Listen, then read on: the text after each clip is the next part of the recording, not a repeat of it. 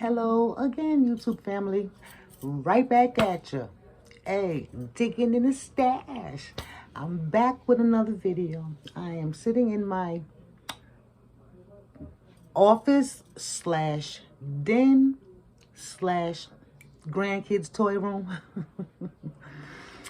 Okay, it's time for some more tea with tea. I left off at the last video when I was 7 years old and we were getting ready to move. But I have to go back a little bit. Okay.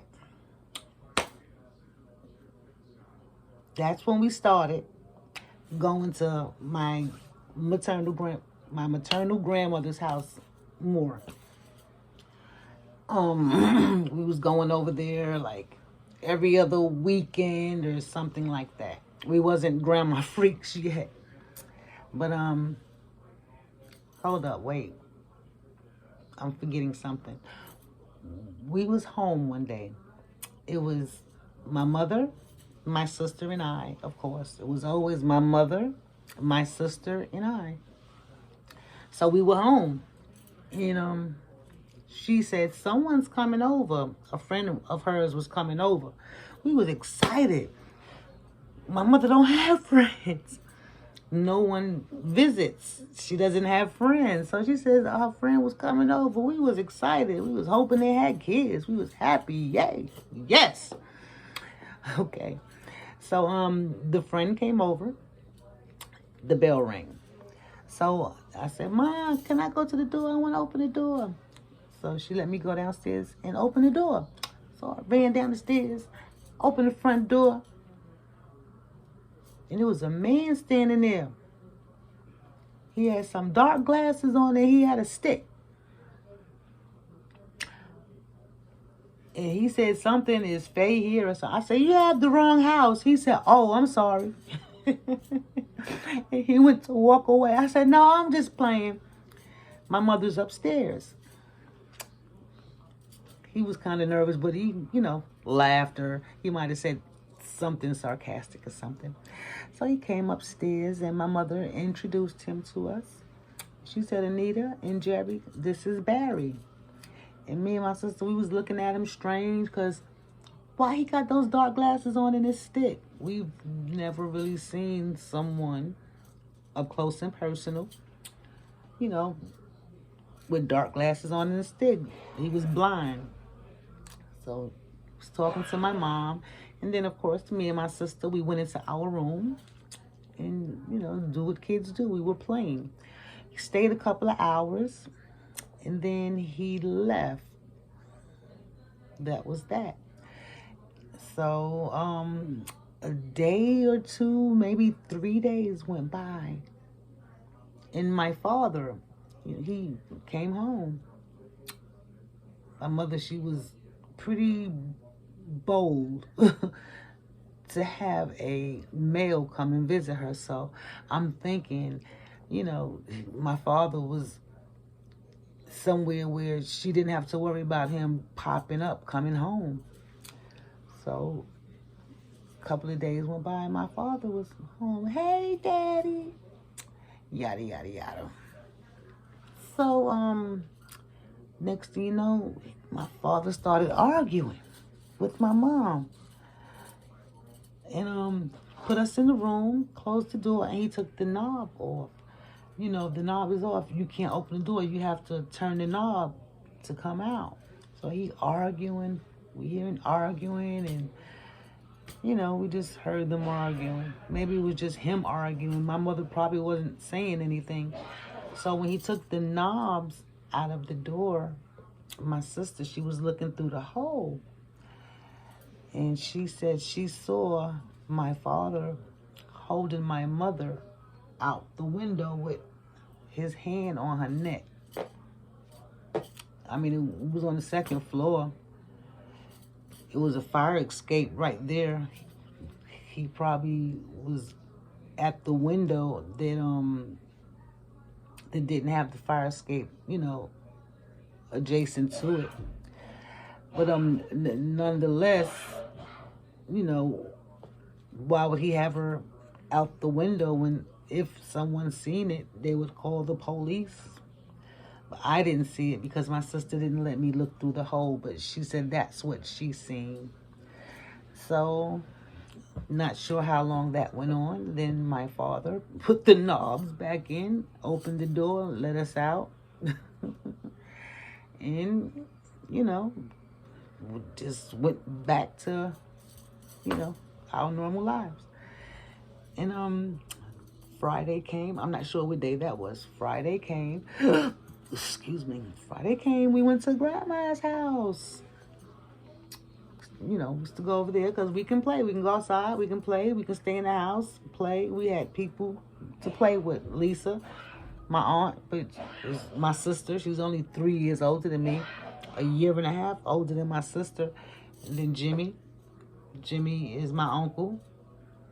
He passed away in 96. My uncle, more like my brother, because it was always me, my sister Jerry, my aunt, sister aunt Lisa, and my uncle brother Jimmy. It was us four always. We was like right behind each other. A year and a half apart, but I think Jimmy's 2 or 3 years older than Lisa. So, Then we had Valerie. She was a little bit older, but she was still there. Valerie was still there. We went to grandma's house. And this weekend, Victor came and picked us up. My cousin. More like my uncle. He's like my favorite. Victor came and picked us up. When he picked us up, he said, yeah, I'm not going back to that house or back to that home. And we looking at him. He said, y'all got a new house. We're like, a new house? Okay. He said, y'all got your own rooms. It's upstairs and downstairs. Y'all got a backyard to play in. Y'all got a front yard to play in. Y'all can go outside now. And the way that he was, describing the house, we was excited. And it was actually a house. So we get there, Vernon Avenue, 41A, Vernon Avenue, between Marcy and Nostrum. We get there, we're excited. It's nice. Okay, wow, this is nice. My own room. I was happy. My sister, just like I told you, she was mean to me. When we lived in the apartments, we had a bunk bed. I slept on the bottom. She slept on the top. She probably used to be kicking me in my head, stepping all on my pillow, stepping on me. She was mean to me. I mean, just out the way mean to me. Like, she wished I was never born or something. Well, we had our own rooms. Her room was bigger. She was the oldest. That's fine. My room was small. It didn't even have a closet in it. It's okay. It was a portable closet in there. I was 7. I didn't have many clothes. That's fine. As long as I had a bed and a door. But we're excited, and the new house, and the backyard, the front yard, and just enjoying the new scenery.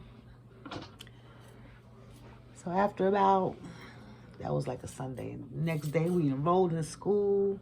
Met some people on the block. Okay, all right. We can go outside and walk up the street, we didn't have bikes yet. Walk down the other side of the street. That was new to us. It was exciting. We used to do it at grandma's house, but that was new to us. So we was really excited. Wow, we had friends. Outside of school, we didn't have friends where we lived. But, now we're making friends. Yes. So, everything is new and it's exciting. So after about a week, couldn't have been 2 weeks. After about a week, when the excitement settled, I asked my mother, where's my dad? She avoided the question as long as she could. Where's my dad? Where's my daddy? I want my daddy. That was the person who took up the most time with me, when they was around, as far as interacting with me, playing, dancing, just pouring into me. So one day my mother just snapped on me. He's not here and he's not coming back. That's not your father no more. And if you want to live with him, you're going to live in the street. She just went off on me. That is no longer your father. This is your father now.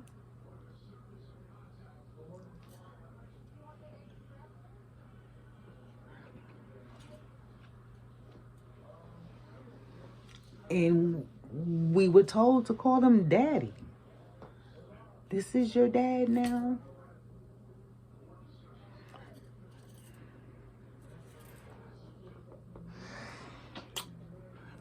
We were told to call him daddy. I'm 7 years old, okay? I'm going to listen. Daddy. Just like I said, looking back on it, other than moving in the house on Vernon Avenue with him, I seen that man one time. So I guess, that was, I had to get to know him. Well, life went on. We enrolled in school, PS 23, second grade. I remember my teacher. I was in second grade, had friends on the block and, did what 7-year-olds did, went to school, weekends, grandma's house, and, sometimes Lisa came over there. We were still playing with baby dolls, having fun. We really didn't go in the backyard to play, but hey, it was enough space in the house. We were good. Go in the front, sit on the stoop, play in the yard. That was good enough. Fast forward, 8 years old, third grade, 9 years old, fourth grade. And I know people in my era know about the latchkey kids. My mother, she worked. She went to work. She worked in Manhattan. And Barry, he worked at IBM. IBM, when they moved it from Gates and Nostrand to DeKalb in Nostrand Avenue, it was really in walking distance to Vernon Avenue. We lived on Vernon between Marcy and Nostrand. It was a few streets up. He can really walk to work. DeKalb and Nostrand, IBM. So, some days he would walk to work, or mostly a cab would come pick him up and take him to work. But when he came home, he always got dropped off by his co-worker. His name was Al. Barry used to call him PR. So, he used to bring him home. And when we got out of school, he got off work at 4 o'clock. So he was home by 4:15, no later than 4:30. So by the time we got home, it was 3:15, 3:30, walking with friends, because the school was on the next block. But when you come home with friends, you take your time. So we were latchkey kids. When we came home, we had to come in, lock the doors behind us, get the key, go in my mother's room, call her at work, CT Corporation, let her know we was home, stay in the house, and wait for Barry to come home. And then, we asked him, can we go outside? And, he'll say yes. It was a couple of times when we was just having so much fun, we forgot to duck in before he came home, and his friend would tell him, the girls are outside. They was outside the door. Then we would be on punishment and couldn't come out.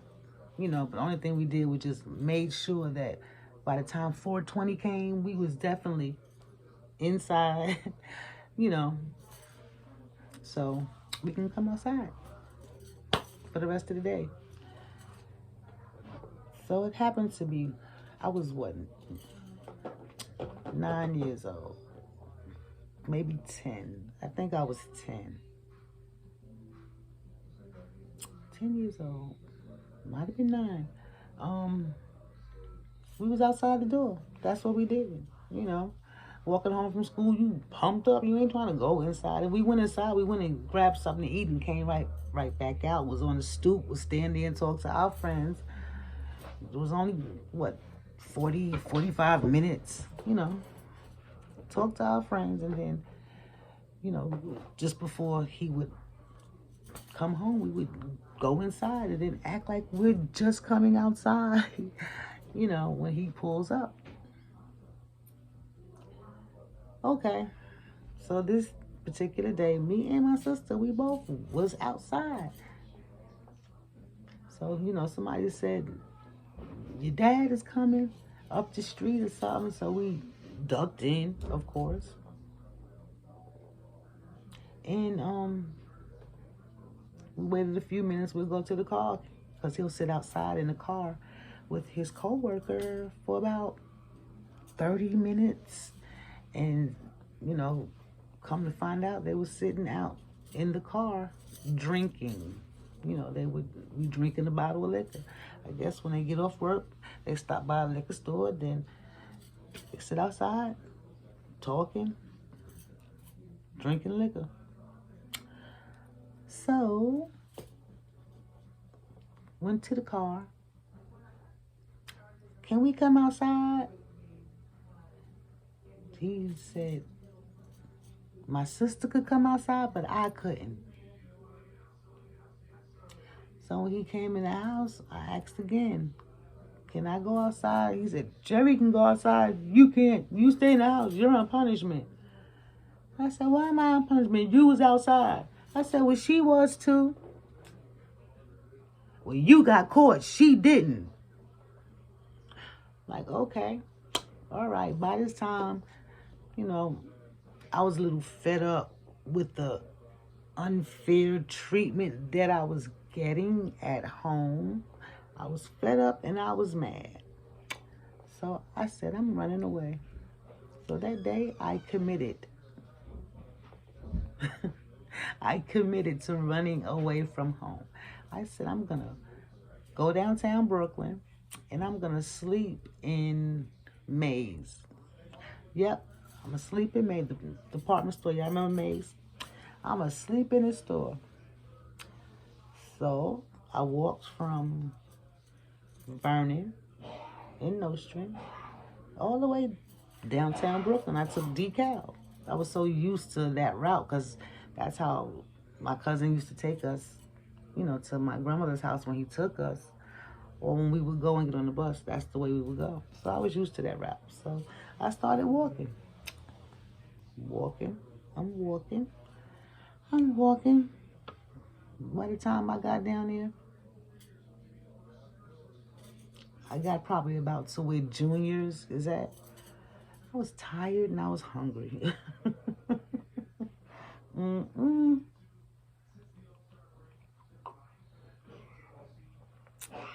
Tea time with tea. I was tired and I was hungry. But when I was walking, I also seen my cousin and his wife and his daughter lived in the same house we lived in on the 4th floor. We lived on the 1st and 2nd floor. We had tenants that lived on the 3rd floor. And my cousin and his wife lived on the 4th floor. So I was seeing my cousin every day. So I seen his wife. What you doing down here, Nita? I don't know what I said. I was always cocky and blunt. So I probably told her, I'm running away from home. I just ran away from home. That's what I probably said. My mother, she would get off work at 5 o'clock. So by 6 o'clock, she was home. So I got to where Junior's was at. And then I turned around. I was just tired and I was hungry. So I think I was going to go to my grandmother's house. She lives in that area where Brooklyn Tech is at. So, when I was coming back, I guess I was going to go to my grandmother's house. Tell my grandma I'm hungry.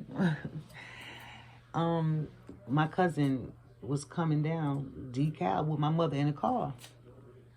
My mother jumped out the car. Nita! She grabbed me. She was scared. what you doing down here? This, that, that. This. I told my mother what happened. And I told her, he said I couldn't come outside. He put me on punishment. And I told him that me and Jerry was outside. You know, one gonna get in trouble. We both should get in trouble. That's the truth of the matter. He said, well, you got caught and she didn't. I told my mother everything that happened. So she said, when we get home, we're gonna have a family discussion. I'm like, okay, all right. I was really tired of, you know, being treated a certain way. You know, less than. So, got in the car, and then we proceeded to come home.